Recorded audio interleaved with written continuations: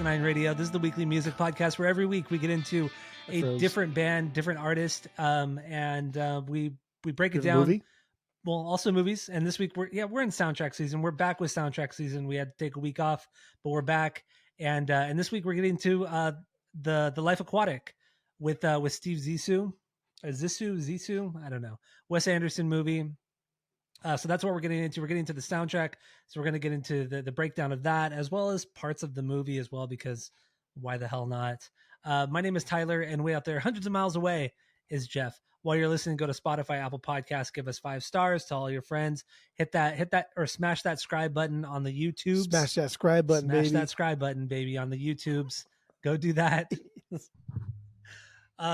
Yeah, and tell your friends, share the videos, whatever. Let's get into it. Let's get into. You know, like what? Sorry, you no. Me to death. Yeah, I'm bored too. You know, like anyway. You know, like YouTube, you can't post like nudity, right? You can't do nudity on YouTube. Correct. Can you drink? Yeah, you could drink, but it might affect you like monetary wise, like with or monetization with certain ads. But I don't know. If you drink, or if there's alcohol. What about labels? No, labels I believe are fine. But yeah, anyway, so yeah, I got some Budweiser. I think patriotic. I feel like people who wear tiny like glasses, you know what I mean, like little tiny like lenses like this, yes, are usually like villains in TV shows and movies. Yeah, like with the monocle, or like not just the monocle, but like tiny glasses. Like you never see like the good guy or the good guy's helper wear tiny glasses. If the good guy has a helper that wears glasses, they're always kind of like oversized, kind of like nerdy black sunglasses. True. But smaller glasses like that kind of is like villainous. Yeah, you're right. Wait, right? Why are you thinking about this? Because I was doing like this thing and I was like, damn, I look like a villain. Okay. And I thought like, oh, all villains wear small glasses. What an observation. So that's what I do, baby boy. Let's get into this. We're like I said, we're doing the Life Aquatic with Steve Zissou, Wes Anderson movie. We're really going to break down the soundtrack mostly because the movie. What is wrong with the movie? Well, we'll get into that. We'll get into that soon. So, let's get into our origin story with the movie and also subsequently the soundtrack. So what's your origin story with the Life Aquatic? Go. Life Aquatic with Steve Zissou. Yes. I don't know. I saw it in theaters. Did you really? This is like, yeah. Oh. I really do like this movie a lot. Like I really, really like it. I haven't seen all of Wes Anderson's stuff, so I'm not like a diehard Wes Anderson guy, but I've seen like I think 4 of them, right? Which is a lot. Yeah. Yeah, that felt out of his. I think he has like 10 or something like that. So I've seen a good chunk of them. This one I think this one's unique. I think this one's bizarre. I think this is in a good way. I think this is very, very boring and dry and basic, and just everything about this is just so like this is what you put out, really? Yeah. But like that's what the point was. The point was to be very basic. The point was just to tell a little story. Whether or not the story is interesting or not is kind of like beside the point, because we're watching this thing unfold of a guy who we don't even kind of like that much. Like Bill Murray's character is not very likable in this movie. No. Until like that very, very end scene. It's like, oh, I got you, bro. I got you. But otherwise, like, no, he's not very likable. Like nothing about this movie is anything interesting. It's just, I don't know. It was cool. It was fun. It was exciting. Okay. All right. I know I did not see this in theaters. I saw this on DVD after it came out, was released. And that was the last time I had seen this. I hadn't seen it since then, since it came out on DVD. And I remember liking it a lot back then, but I think, my voice cracked. But I think it was because, I was, we were 18 years old, so we thought we were cool, this little indie film, the Royal Tenenbaums, there's that guy. And so yeah, that's my origin story, is watching on DVD. I don't remember who I watched it with. Maybe watch it by myself. Who knows? But I just remembered enjoying it back then. But man, this week, it's not a good movie, man. It's not good. Not good. It's not okay, so like off the bat, hands down, this is not a bad movie. Wes Anderson, from what I've seen and what other people have talked about his other films, he has not made a bad movie. This is not a bad movie. At worst, this movie is just like, what the fuck is this? This did not need to be made. Out At of what worst, I've seen, this is the worst. but it's not a bad movie. It's well, no, it's kind of bad. It's kind of bad. It's not I mean, bad the at acting, all. I mean, the acting is atrocious. I mean, it's who? bad. Bill Murray is terrible in this, and Owen Wilson. Oh my god, dude, Okay, dude. hold on. Also, what it comes down to Reel it is in. Wes Anderson's directing is that he's doing a lot of shots of just single shots without any cuts. So there's a lot of I love those. there's a much. shit ton of dead air, but it's fine to have dead air. Like a lot of directors do it really well, but because neither of them are very good actors, the dead air is uncomfortable and it's very forced, and they don't know how to carry the conversation. And I guess that comes down to bad writing as well. But dude, and what's weird is like a lot of those shots were only in the first half of the movie or the first like quarter of the movie, and then after that it becomes much more it becomes a lot more choppy and more traditional in from like a filmmaking standpoint. But yeah, dude, it's just the acting and Owen Wilson, the accent is one of the worst things I've ever heard. It comes and goes. Dude, it's it comes so and goes. fucking bad. It's terrible. It comes and goes. It's all right. Oh man. But again, I think Bill Murray slays his character. This is like a lovable loser, but more loser than lovable. And Bill Murray like slays that role. He does a really good job with that because Bill Murray's kind of an ugly dude. Oh yeah. He's not like an attractive man in any way, shape, or form.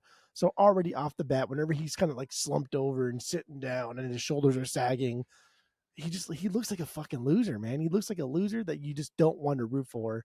And he makes so many bad decisions throughout the course of this movie. And his entire like purpose in this movie is just revenge. And that's a shitty that's a shitty purpose for somebody who is supposed to be like a Jacques Cousteau. Mm-hmm. That's a very, very shitty thing. And that's why it's so nice to get that final thing like, nah, I'm not going to kill that shark. Yeah. And that was cool. I like that a lot. That was a great story point. I'm glad we went there. But I don't know. I think just all of these boring characters, all of these, who gives a fuck about these characters, come together in this kind of like Goonies-esque, ship escapade. And it's fun. It's fun and it's exciting. And I think above all else, the set pieces were amazing. Probably my favorite set pieces of all I think I've seen 4 Wes Anderson movies. Mm-hmm. So my favorite like set pieces of all 4 of the movies that I've seen him do. My favorite colors. I like all the colors he's using. He's very like monochromatic in what he does with colors. There's a lot of bright colors here. And then like the stop motion shit, man. That was fantastic. He loves doing the stop motion stuff. Like, I always thought it was shit.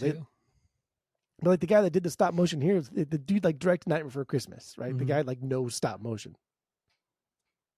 The best. It's the best. It's good. Jerry. That part of it is good.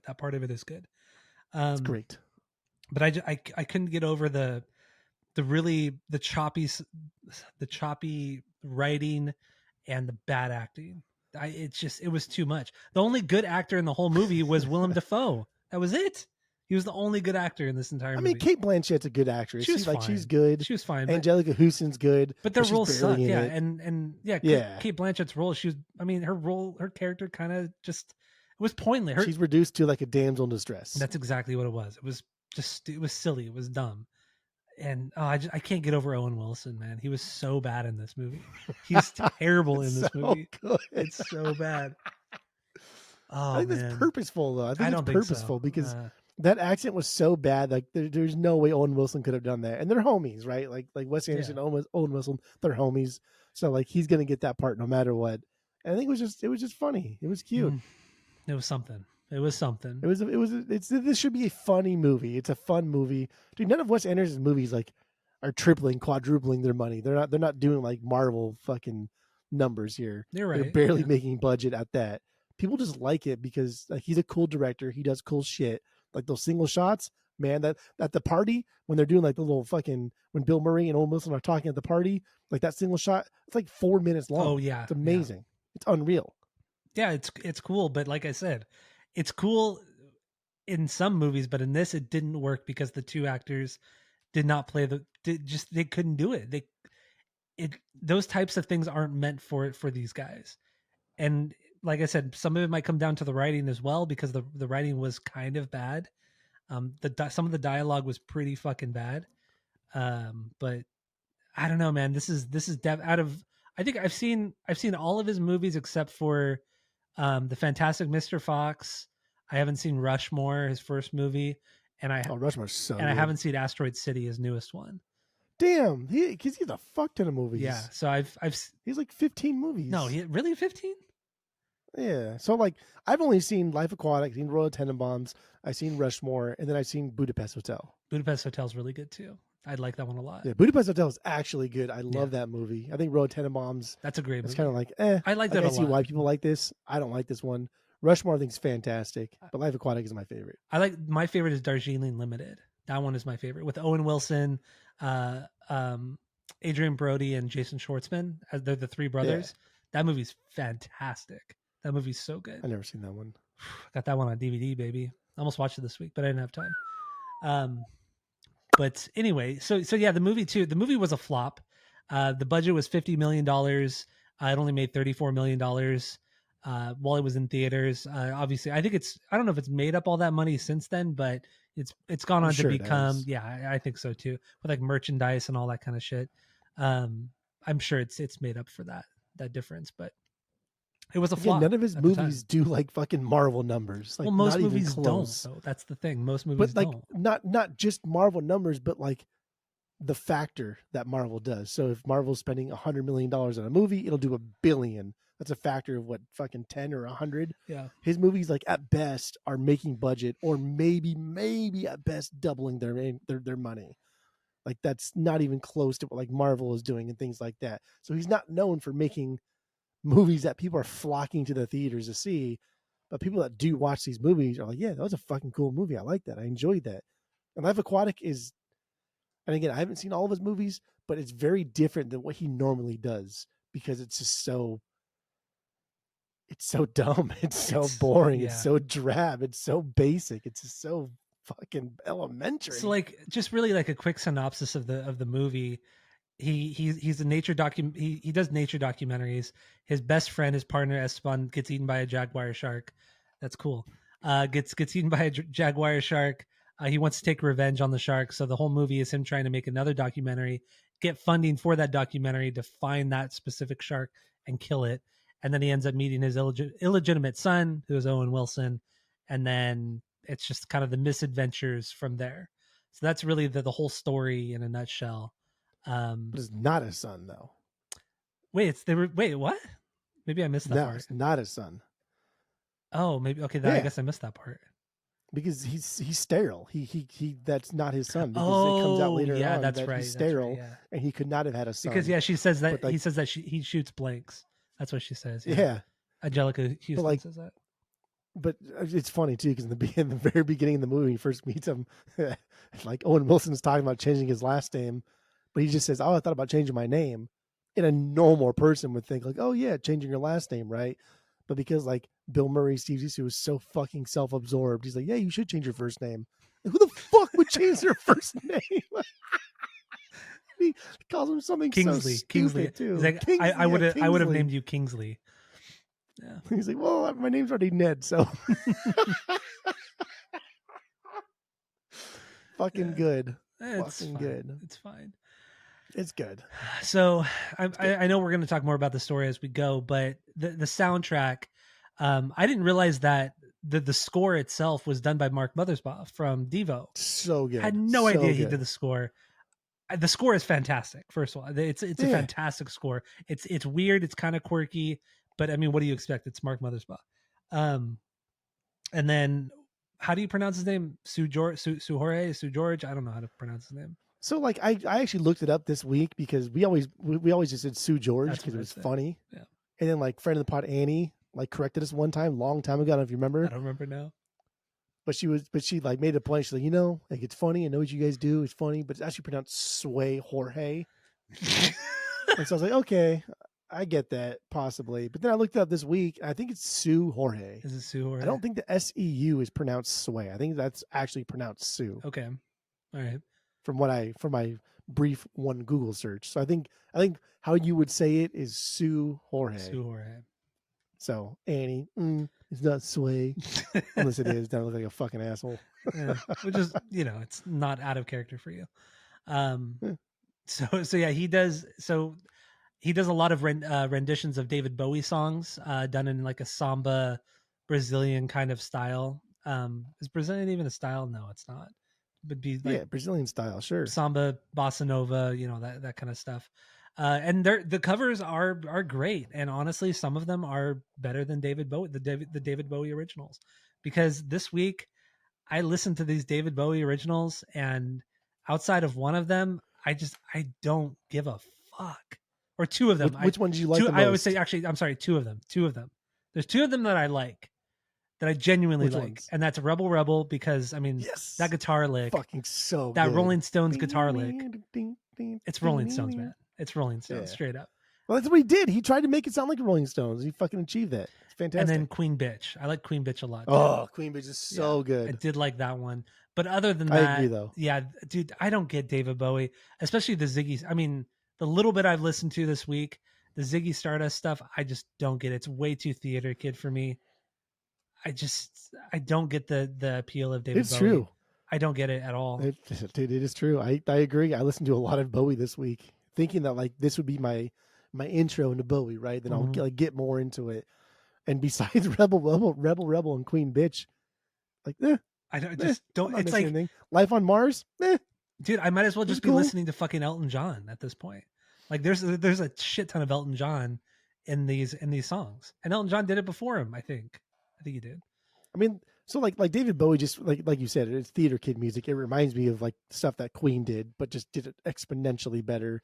Queen did it better. That song "Life on Mars," dude. That's Rick Wakeman playing piano. Rick Wakeman is iconic, fucking keyboardist, piano player. Dude slays. That's not even like Bowie. The fuck out of here. I mean, I know Bowie wrote, or co-wrote at least all the songs on this record, or on the soundtrack. But I mean, he's a good singer. I mean, he really is a good singer. But some of his melodies are good, but they're just too much. It's too dramatic, way too dramatic for me. And grand. And it's not my thing. Not my thing at all. It's right. Maybe earlier David Bowie is much better. But who knows? But we're gonna have to take a deeper dive into David Bowie. Didn't listen to it. Don't want to. We're gonna do a David Bowie record. I'm sure after Skip listens to this episode, he claims to love David Bowie for some reason. It has a fucking conniption fit. We're gonna get this. David Bowie. We're gonna get like an angry voice message from him saying, "You guys are fucking idiots." And he's walking his fucking dog in the middle of Leicestershire. What is it? Oh, Birmingham. Shropshire. Yeah. No. Shropshire. It's like there's a like something. It's a place like a hobbit would live. Is that where they live in the Shropshire? Or this is a Shire? Just the Shire. Just the Shire. Yeah. It's where hobbits live. What the fuck is a Shire anyway? It's silly. That's where Skip lives. But that's cyberbullying, dude. There it is. That's cyberbullying. There's always one, right? You got to do it. There's always one. Got to do it. So where are we at? Terrible. At least you can see. At least now he can see like how kind of like bad we feel about it. Like semi remorseful after we get it done. So yeah, I guess that's something that makes it better when the bully pushes you down and feels bad about it. Let's keep going on the bully. So let's get into. Do we have any stinkers on this record? On the soundtrack? It's tough because I don't know there are no stinkers on this, but there are songs that unless you like the movie, then like why the fuck am I listening to that song? You know what I mean? Yeah. So I don't know. Agreed. Yeah, I have no stinkers. I have 9 bangers though. 9 bangers. That seems about right. Yeah. I didn't list actual bangers. I just kind of like had notes on them because I honestly really, really do love this movie. I like this movie a lot. I've seen this movie dozens of times, maybe even 50 times, possibly over the years. I love this movie. Do you own it? Do you have it on DVD or just it's always streaming? I used to, but I can't fucking find it. Okay. So I don't know. Maybe in the move. I don't think I've watched it because it's always streaming. So I think since we've moved out here to Arizona, I haven't watched it on DVD. But I don't watch DVDs that much anymore because everything's streaming anyway. Nah. for And the then if I'm most part. feeling like really nostalgic and lazy, I'll just buy it or rent it on Amazon. I'm one of those people that will rent a movie like 35 times instead of just fucking buying it. It's like That's what I do. Jake on Brooklyn Nine-Nine. Yeah. Yes, Yeah. exactly. And it's funny because that one, yeah, I straight up do that all the time. This is cool though, because this movie got me into Sway Jorge, Sue George. That's what that was my introduction to like the entire like Brazilian bossa nova, just City of God. Yeah. Everything was because of this movie. I was like, oh, that guy's fucking cool. And then I remember he was doing a cover of Suffragette City, which the Ghetto Kids also do a cover of. And I was like, oh, that's fucking cool. And like the whole soundtrack that he did on the side, I was like, oh, that's fucking awesome. Not realizing that half of these songs, no, actually all of the songs he was doing were Bowie songs. And I was like, oh, these are fucking cool songs. And so I just that's when I got into him. And like from there, it was like a whole Brazilian thing, and that's like where I discovered Stan Getz, and that's where I discovered like that whole bossa nova scene, Mm-hmm. and then that's where I discovered like City of God and kind of just a better, I don't know, a better digestion of You could just say better movies not from artists. America. But like it wasn't just better artists, because that's when I started really, because I had Netflix back in the day where they were It was mailing you only movies. DVDs. Yeah, I had that too. Yeah, Maybe that's where and I saw so this. I think maybe I originally saw this through Netflix, through the DVD. I got a but DVD from Netflix. this was in the time where like after this I was like, okay, I'm really going to get into like now I also still kind of feel like that. It's like I want to get into the Criterion collection of things and really watch like the greatest movies of all time. And so I was watching a lot of stuff that are like the greatest of all time, and Netflix was sending me like 2 fucking things a week, and it was just, I don't know. This was kind of the movie that got me into like, I don't want to say better stuff, because some of the stuff that I watch is dumb and I think it's overrated and like the fuck am I watching? I Just do watch a lot of dumb kind of shit. expanding your mind type of thing, you know what I Yeah, mean? no, I get it. Yeah, I mean the zombies. This is the first time I ever heard the zombies, But and you heard Time that's of what the got me into Season. zombies.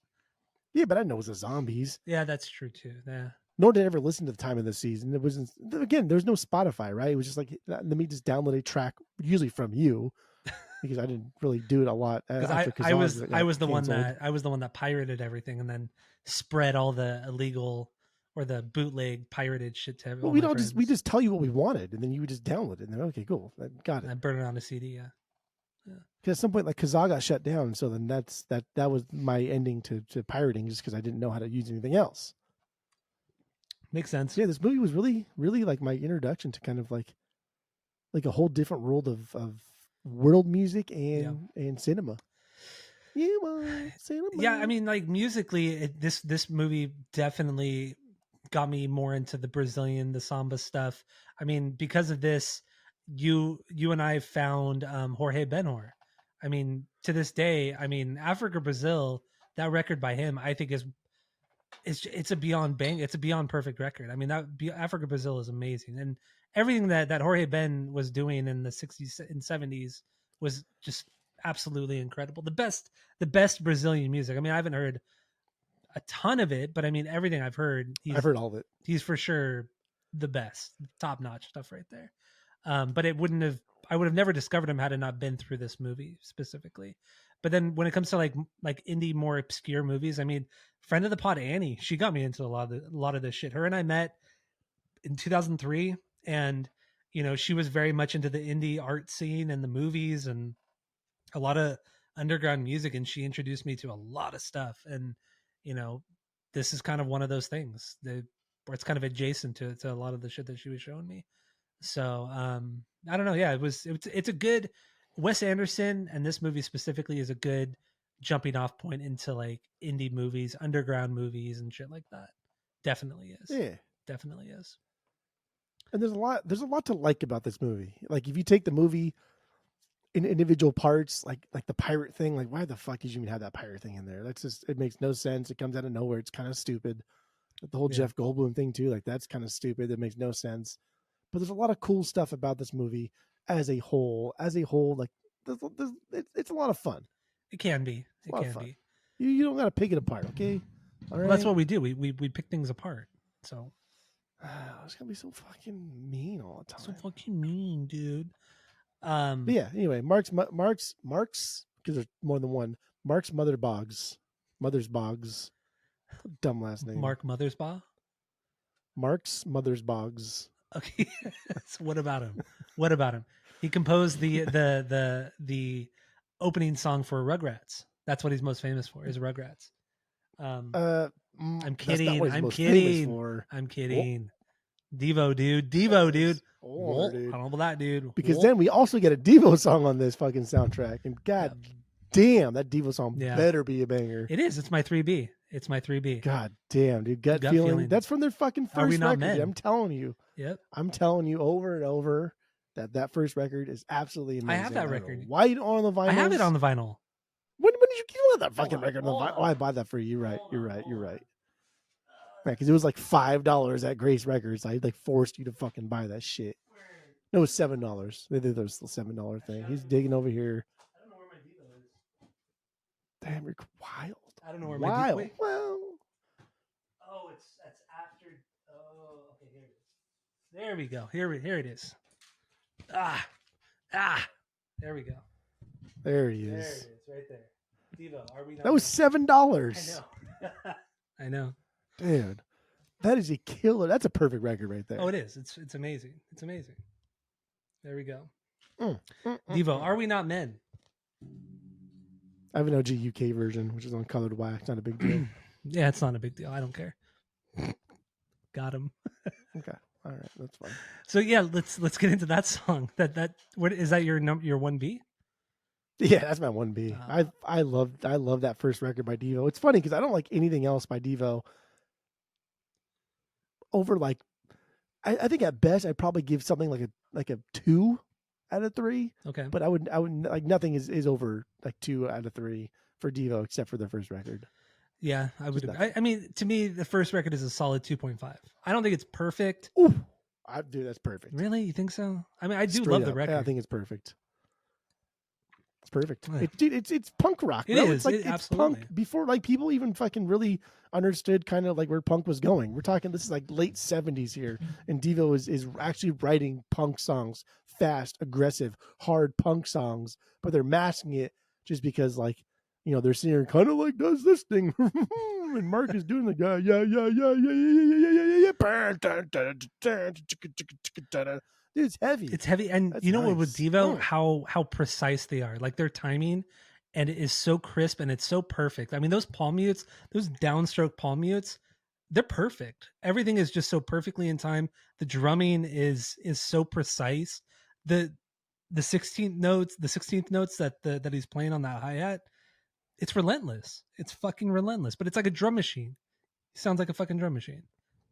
Mm-hmm. It's great. Yeah, no, this song is amazing. Gut feeling. It's called Gut Feeling. Slap Your Mammy. Mm-hmm. Like actually what it's called, but it's a surf song. It's a surf song done in like a more punk way, and they kind of just churched it up a little bit. But this is a fucking surf song. Yeah, and that like minute and a half intro, that instrumental intro, it's so fucking good. Such a banger. Such a banger. Good. See, that's my 3B. Gut Feeling by Devo. Gotta have it. Gotta have it though, because Mark Mothersbaugh is the producer. Or not what's producer. your 1B? What do you think? Oh, it's Rebel. No, it's not. Wait. Hold on, let me. Oh, it's got to be The Way I Feel Inside. Yeah, dude. There it is. Yeah, the Zombies. There it is. The Zombie song. I mean that song is incredible. I mean it's just almost all vocals. There's some like background synth and everything, or I guess it's synth or organ, I should say, but it comes in after like 30, 40 seconds, and it's just. I know. I mean, this is my so favorite good. Zombie song. Like this is like bar none my favorite Zombie song. I agree. It's from their first record. It's not even from Odyssey. And Odyssey and the Oracle was like their best record, and it really is their best record. But damn, this song rips. It's dude. it's like a minute and a half. I know. Nothing. In and out. There's nothing to the song. It's all vocals, vocals, but it's just beautiful. It's absolutely beautiful. And in the movie, it's during the funeral scene. Spoilers, but fucking Owen Wilson dies in the helicopter crash, and they play it when they bury him at sea, and it's sad, it's heart wrenching, but love it as you pour this lovely beer, this Michelob Ultra. See, much like that song That song doesn't have much to it. It's got a fucking stupid good melody. Yeah. But like his vocals in that, there's no range there. There's not a lot of instrumental parts to it. It's a very stripped down, basic pop song. And in doing so, like it really shows you just how incredible the Zombies were at writing fucking good pop songs. I know. They were great. Also, after Owen Wilson dies, after Ned dies, at the very, very end, when they're going back on the ship, if you notice on where the crow's nest is, there's a guy standing on the crow's nest that's not part of the crew, that's wearing all black, and he's standing and smoking a cigarette the same exact way that Owen Wilson was doing it early in the movie. Really? I Almost did not like notice that. A ghost of fucking Owen Wilson. Yeah. You gotta stop pointing. I did not notice that. So good. That's a good little thing. So good little touch right there. Dude, how hyped I am right now. You just wait until like you get more hyped for the. Yeah, we're doubling up episodes. Oh, spoiler. To finally fucking finish out soundtrack season. But don't roll your fucking eyeballs. Do you want to keep going with soundtrack season? I swear to God, I'll fucking do 55, 34, 9 more soundtracks. Okay. That number. The way I feel inside. Where does this sit for you banger wise? That's my 2B. 2B. Okay. What's your one? Oh, your 1B was Devo then, right? Yeah. Okay. And we're pretty. I fucking love that song. We're kind of close here on our rankings. So let's get into your 2B, or no? What's your 3B? Sorry. Rebel. Because let's get into that. I really do like that Bowie song. It is a good song, man. Bowie song. It is a good song.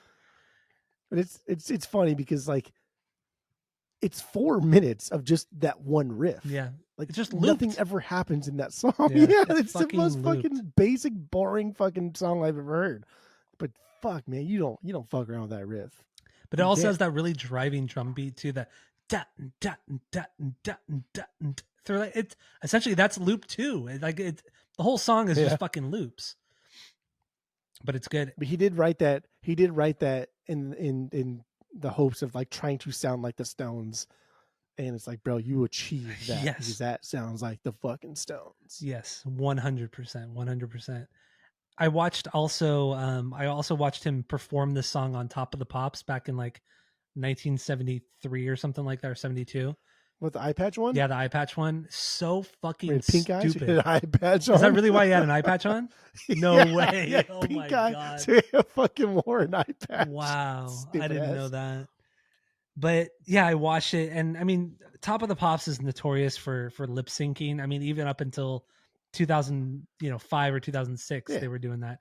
But in this video, he's holding that guitar, no strap on, and he's just like playing like chords, but they're not even the right chords to the song. And he's like dropping the guitar, dropping the guitar and shit. It's just Top of the Pops was so dumb, so dumb. That riff is his riff. Like he had That's guitarists play with him and stuff. Like he wrote that riff. Yeah. That's him doing that. So, like, dude was a musician too. Yeah, I do really like that. But yeah, Rebel is a great song. And then I mean the Sue Jorge, I mean the version that he does is, I think it's fantastic. I really, really do. Yeah. I really like it. I think it's great. This is the only time where I think like the Bowie version, like, damn, bro, like, nah. Yeah. The Bowie version's better. Every other time, even though I like some of the Bowie songs, every other time the Sue George is better. Yeah, I would agree with you. I would agree with you on that. But Bowie said it was fucking great too. Bowie loved that shit. Oh yeah. Well, he said that Sue Jorge did a great job, like covering all these songs. He fucking loved it. I had no idea my songs were this great until like I heard him do it. They're fucking amazing. But that's cool. But also, like, Sue Jorge gave this specific song like a bossa nova feel.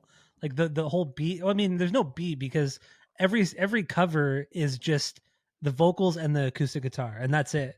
It's very, very stripped down, even like down to the recording. It sounds like it was done in some. I mean, it was recorded at a studio in Italy. I don't even remember the name of the studio, but it's in Italy. It's like, who goes to Italy to record a record? So I mean, sorry to any Italians out there, but your recording studios probably fucking suck if it's based off of how this fucking record or these recordings sound, because it does sound very aggressive. I mean, was it? Well, no offense to Italians, but your recording studios fucking suck.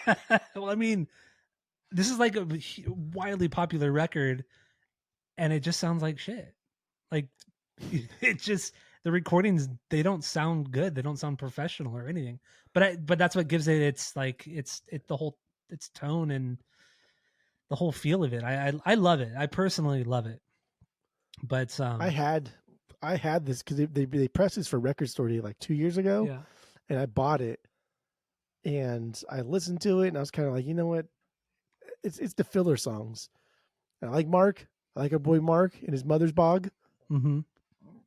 but like they're filler songs. Yeah. Like, they really are. I know. Like they're cool filler songs, but they're filler songs. And I just don't need. It really. I bought this for like the Sway George, the Sway. See, I'm fucking Annie over here. The Sway George, Sway Jorge, the Sue George, the Sue Jorge. Yeah. I'm gonna go back to Sue George. I don't give a fuck. I bought it because I wanted to listen to Sue George, and I was like, no, dude, we'll just get the bootleg of the Life Aquatic sessions, and that suffices. That scratches the itch, because I have the Devo record, and I'm not a big fan of the Stooges, and I haven't come across the Zombies yet, so I don't have that. But I don't know, I'm good. I don't need this on the vinyls. Yeah, I don't care to get the soundtrack on the vinyl, but I mean, I was the one who got the Sue Jorge on the bootleg. What store did you get White that one Rabbit. from? White Rabbit. I've never ever seen that anywhere. They had 3 copies. That one day I went into White Rabbit.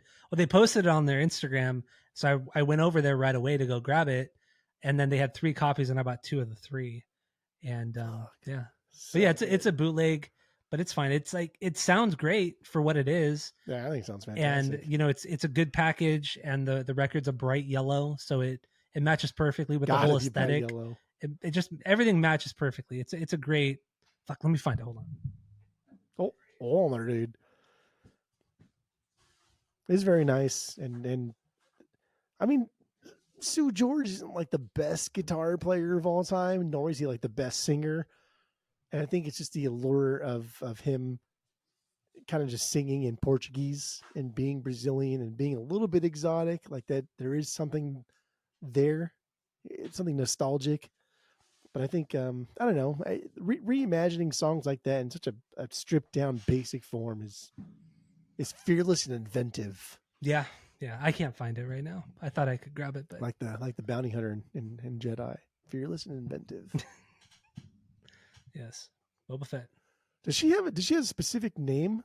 The Leia's bounty hunter name, is there a specific name for her in Jedi? Yeah, it's She has a name, right? No, it's well, because she stole the identity of another bounty hunter, but I can't remember the bounty hunter's name right now.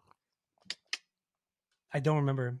Damn. But she's meant to be a different, like a well-known bounty hunter in the galaxy that she ended up dressing up as.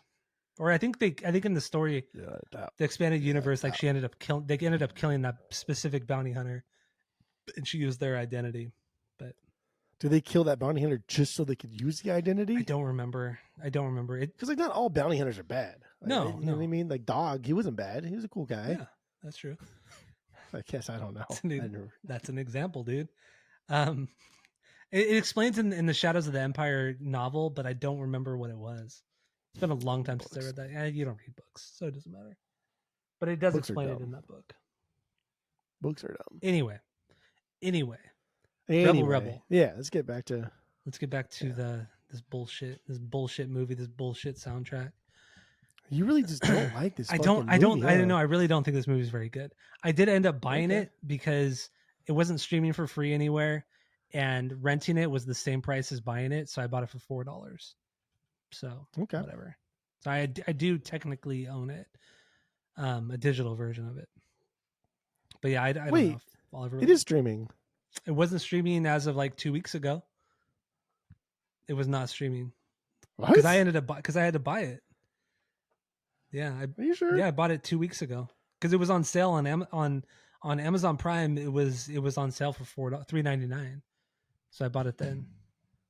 Whatever though. Because I don't know how you watched it. That's a big coincidence. It was on Hulu. It was not on Hulu as like 2 weeks ago. It was not on Hulu.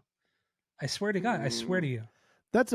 You tell me that's a big coincidence. That is a huge coincidence. But there was a lot of coincidences this week. Remember the Guttermouth coincidence? You're like, oh, I found this mini grail. You know, it's so fucking rad. As I was listening to Guttermouth, you were talking about this that Guttermouth. I mean, there have been a lot of weird things happening this week. Are there degrees of coincidences, or is it just coincidence? It's just coincidence. Like, are there big and small coincidences, or just everything's just a coincidence? Everything's a coincidence. Reality isn't real.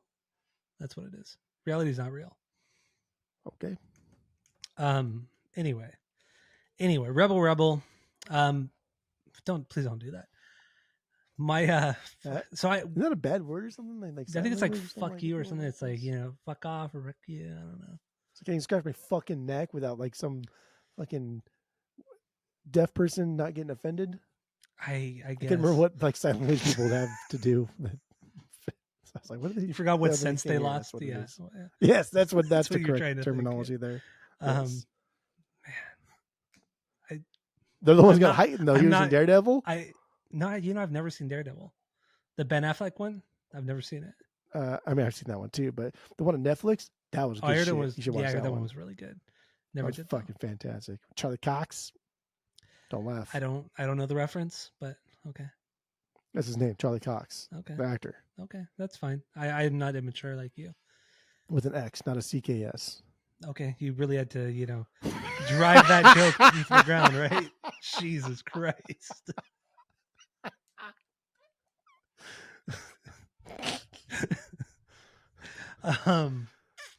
That's immaturity. That is, dude. That's called immaturity, dude. Anyway, fucking see, you're so far off of this movie. You just don't care about this shit at all. That this is what we're talking about now. We're hitting the lowest fucking possible common denominator. You're the one that's doing. I'm not even bringing up Cox or anything like that. You are. That's not me. There's so much. There's so much we could talk about. Like the fact that in the movie too. Just what about the color scheme? What about the colors that's going on? That's something that Wes Anderson is really good at. He sticks to like a few different colors, and he really bases the whole movie around those specific colors.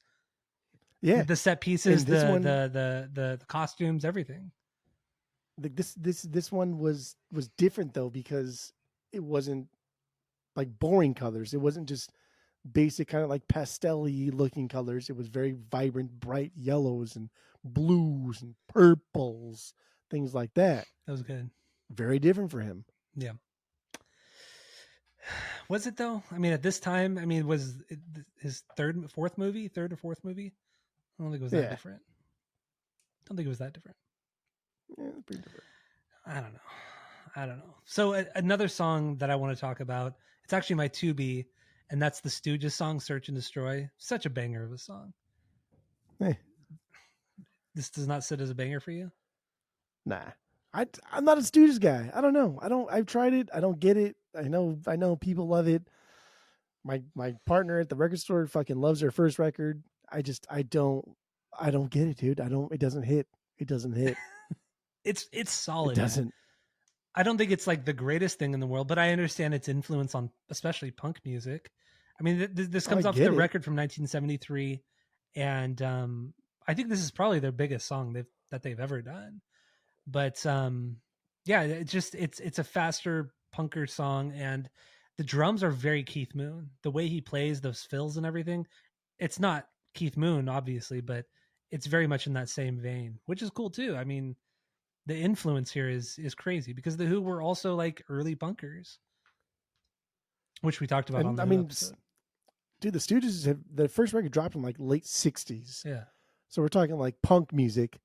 Besides like the Velvet Underground, like the Stooges were there. Like they're creating punk music. They're shaping the shape of punk to come is truly what they were doing. Yeah.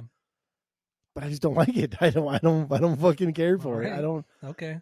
I don't know what it is. I think it's just. I think their music is just fucking boring. Really? Come on, man. Yeah. I really do. It's not boring. I really fucking do. Okay. I mean, I think you're totally wrong on that one, but I don't think it's anything amazing, but it's definitely not boring. There's nothing there. Like, okay, cool. So so 1969 is when their first record came out. Yeah. I get it. Right? This is like the birth of punk. We're seeing faster, more raw, more crazy instrumentals, and people are experimenting with concepts and themes, but like, I don't know, MC5, right? Yeah, they were doing it Death, too. like we've talked about Death. Death came a little bit after this, but yeah. Like, why the fuck are we even talking about the Stooges when they're still kind of playing it safe here in the beginning? I don't know. They were still one of the pioneer, bands of this genre. Can't deny that. And also Iggy Pop's like Velvet stage Underground presence. Fucking any of the fucking week. Dude, get out of here. That's what it is. Iggy Pop. Like when people talk about the Stooges, they're not talking about the Stooges. They're talking about Iggy Pop. That's true too. Like every single time when people like mention how influential the Stooges were, how great they were, like what they did for music, they're not talking about like the band. They're talking about the Iggy Pops. Yeah, that's very true. And that irritates me. So he's a cool guy. Like I have nothing negative. I have literally nothing negative to say about Iggy Pop. Dude has been doing cool shit. He's still doing cool shit. Mm-hmm. Like he's for 30 years, 40 years. How long was he? 70? It's like 50 years. Yeah, he's probably late 70s by now, I'd imagine. He was also he's been doing cool stuff for 50 he was years. Also in one of the greatest like kids TV shows of all time. He was in The Adventures of Pete and Pete. If anybody remembers that show on Nickelodeon, The Adventures of Pete and Pete, he played Michelle Trachtenberg's dad in that show. It's great. That's cool. Fucking fantastic. Like he was so good in that show. I like that. He was so good in that show. God, that show is amazing. It's so underrated. There you go with the fucking Pete and I don't care, man. That show is so underrated. It's overplayed. I think it's overplayed. Get the fuck out of here. Fuck out of here. All right. There's a part in Life Aquatic in the beginning when Bill Murray's coming out of the water, mm-hmm. and he's telling Willem Dafoe, what was that from? Where somebody said Willem Dafoe's name sounds like a frog and a bird talking to each other in the movie? No, it's something completely separate. I don't. I have where no like idea. A frog is talking to a bird, and the frog says like Willem, and the bird goes Dafoe, Willem Dafoe. You know what I'm talking about? I have no idea what you're talking about. All right. Well, anyway, Bill Murray's talking to Willem Dafoe after Esteban gets eaten by the shark, and he's like, Esteban was eaten. He was eaten. And Willem Dafoe says, "Is he dead?" Yes, he's dead. He was fucking eaten. He said, "Was he swallowed whole?" Like, no, he was chewed up. That part was funny. So, and then you see all the blood in the water too, around Bill Murray. So much blood. Yeah. Just like a gush of like red everywhere, and I thought that was so hilarious. But there was moments of that throughout the entire movie where like things are just kind of funny. Yeah. In the midst of very serious things. Also, like when Cate Blanchett's first interviewing Bill Murray, and she's like asking him hard-hitting questions about Esteban and the death. And even at one point, Bill Murray pulls a gun on her. Remember, he pulls a gun on her. It's just like, is this real? Like, do you think this is real? But the whole time in the background, that killer Will is like in the window, like overtaking the entire thing and undercutting like the intensity of that scene. That's true too. That's good shit, dude. That's good shit, dude. That is good. Also, when in the beginning, in that first documentary, when Bill Murray's going through everybody on the crew and who they are and what they are or whatever, and then they come to Willem Dafoe and he specifically calls them out for being German. It's so specific too. What do we talk about today? Like the wildest thing that I've come across this week is that fucking Lou Bega is German. Oh, I know. Why? Yeah. Okay. Yeah. Let's talk about that real quick. Kind of like actually a complete rant right here. Yeah. Why are you looking up Lou Bega, Mambo number 5? You know, people who don't know. I don't know how I got there, but I ended up. I don't know. I ended up there. In the wiki, you just start clicking things, and at some point, 20 minutes later, you're 15, 25 links deep, and I'm looking at Lou Bega. And I was like, I wonder how old he is now. Like, cause that was I remember dancing to that shit back in the day. And he's born in Germany. Are you kidding me? I can't listen to that fucking song anymore. Was he born like on an American base, or is he actually German? No, he's German. Stupid plain old people German. Fuck out of here, dude. Come on. It literally like ruined that song for me. Like I was weird. That now I'm like I'm tempted to go look in the Baja Men. If they're not from the Bahamas, oh bro. Well, the Baja Men, it's like the Who Let the Dogs Out that we know from like 1999. That was like I think the 5th or 6th like iteration of that group. Like same with Mama Number 5. That's not his song. That's just like a Cuban standard from like the 40s or 50s that he just interpolated. Yeah, see, I always thought he was Cuban. Yeah, I thought he was. Yeah. And so when I'm singing Mama, and you're doing like gyrations, like you think you're kind of like fucking, I don't know, Cuban. German? Are you kidding me? What? Nah, bro. Oh. I was very dude. That hit me. That hit me hard. That got me deep. That got Yeah, I me mean, deep you today. randomly text me that out of nowhere. Out of I was nowhere. Yeah, sad, you man. were. That one hurt. That one hurt. I'm surprised you brought it up. Surprised you brought it up now. But Because we're talking about the Germans and how funny they are usually. yeah, Germans are fucking funny. I feel like Germans have to be funny though. Like Yeah, with their history. People are still alive that experienced World War II. So Yeah. like you gotta There's still there are still Nazis alive. You're still on thin ice, mister. You know what I mean? Like, you're still on thin ice. Take it easy. Take it easy. All right. Plus, like bad guys are always German. I just watched Die Hard the other night too, and They're I all think German. they're German. Yeah, they're all German. Yeah. Yeah, and Alan Rickman plays like a German.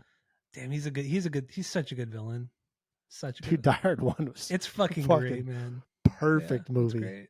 Perfect. Yep. Bruce Willis too. Like, god damn, the guy went from making dumbass fucking 80s jingles and dumb fucking records to being the fucking An action Bruce hero, Willis, an action right? hero, yeah. Damn. Fucking action hero. Goes from Bruno to like Bruno. And I watched Die Hard 3 after because Die Hard 2 is fucking dumb, but Die Hard 3 is legit. I've only ever seen the first one. Oh. Yeah. Never seen anything. You never saw the one where Bruce Willis fucking with Jason Bateman? No, Jason Bourne. No. What the fuck is where he throws the car at the helicopter? I've never seen it, so I don't know what you're referring to. I have no idea. What the fuck is that Jason's name? He's Justin Long. Not even close. Justin Long. That's kind of close. Wasn't that like the fourth Die Hard?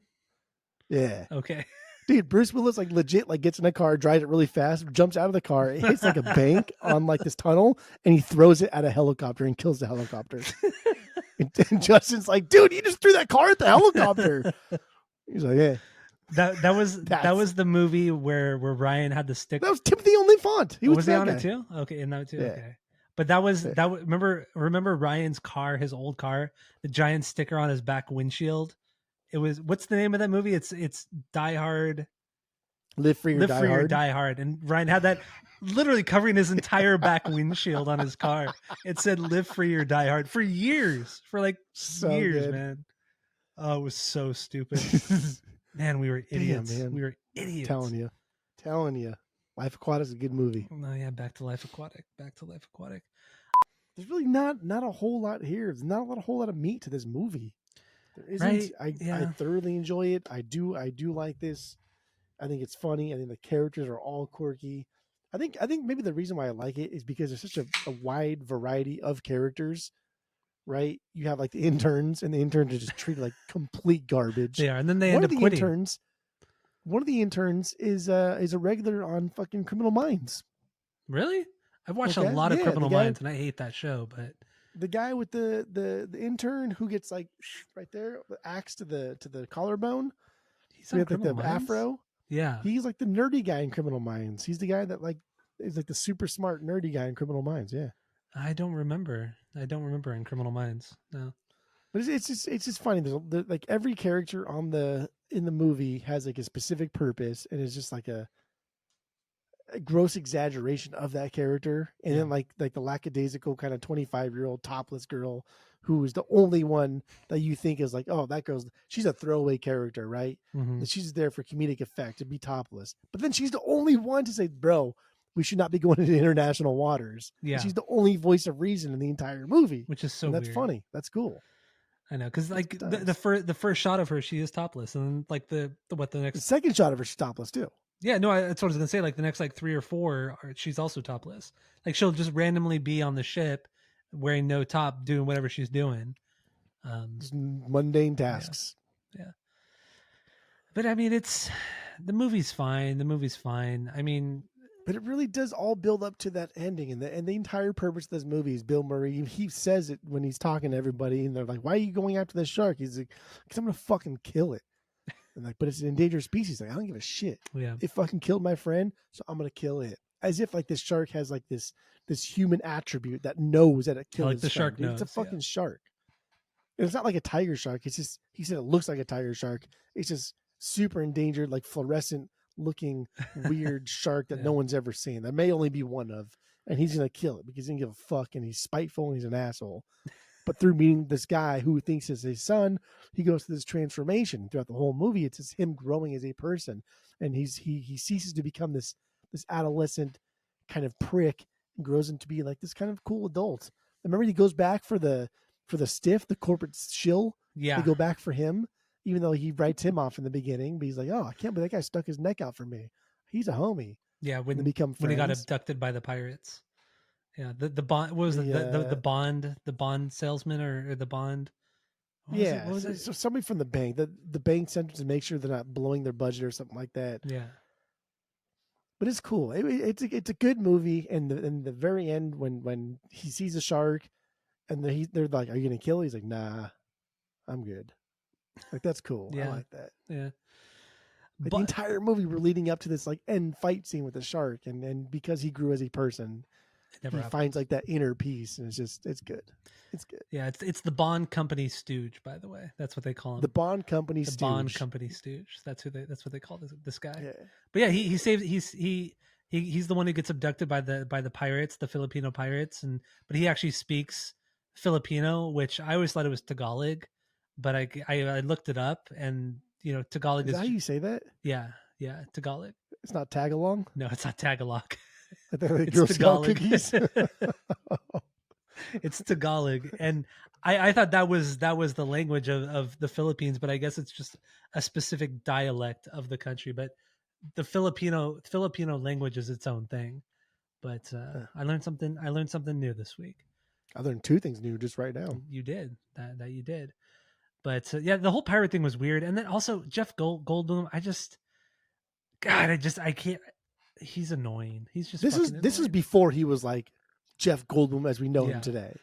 Where right? This is people like obsess over ago. him. Yeah, which is so I don't annoying. get it. I don't get it either. The Jeff Goldblum thing is just like, dude, he's always been a shitty actor ever since Jurassic Park. I was like, why the fuck is this guy in Jurassic Park? Like, that is a perfect movie. Yeah. Jeff Goldblum almost drags that movie down with his shitty acting and his deadpan delivery. And he's not even a comedian; he's just a shitty actor. Yeah. And then he was the lead actor in the second Jurassic Park when they come back to San Diego. Remember? Yeah, but that one made sense because he was like, why the fuck are we going back there? And why the fuck would you bring it back to San Diego? Because he's so like that kind of deadpan delivery made sense in the second one. Even the second one's the worst of the original three. Oh yeah, the second one is for sure the worst. Yeah, Jeff Goldblum's garbage. Yeah, he's not that great. I don't even think he's that funny. He's just overly weird, and I don't care. People's obsession over this guy is annoying. It's really annoying. It is very annoying. He's not that funny. He's entertaining. He's had this weird but he's just had like this weird renaissance in the past like 10 years. Yeah, where people just idolize Jeff Goldblum and like he's played in cool movies for sure. Like The Fly. You ever seen The Fly? Yeah, the original Fly? Yeah, it's a great movie. Dude, that's a fucking banger of a movie. Yep. Jurassic Park's a banger of a movie. And Jeff Goldblum's cool. Plays in good movies. But like, oh, fuck. And he's dumb in this one. And he's a dick. He beats the dog and shit too. That was a weird part too. Like the three-legged dog. Like he goes over and just fucking hits the dog for no reason. It's like hard. Yeah. That was weird. That was a weird part. I didn't get that part. He was like, "What's your dog's name?" And Bill Murray started trying to think of a name. He's like, Cody. Yeah. Which is it's okay. That's a dumb name for a dog, Cody. People that get their dog name that are like human names, that's just weird. Like me. Rupert. That's a human name. Rabbit from a cartoon. Rupert is not a rabbit. From the cartoon?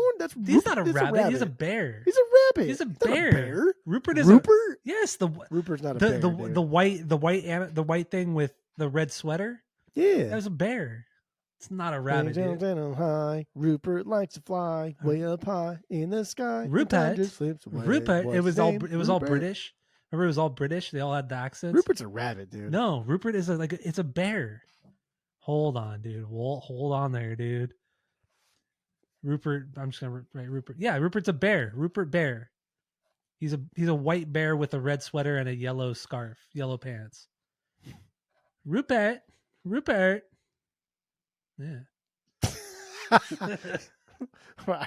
Either way, bear or rabbit, it's still an animal. It's not a person. Yeah, that's true.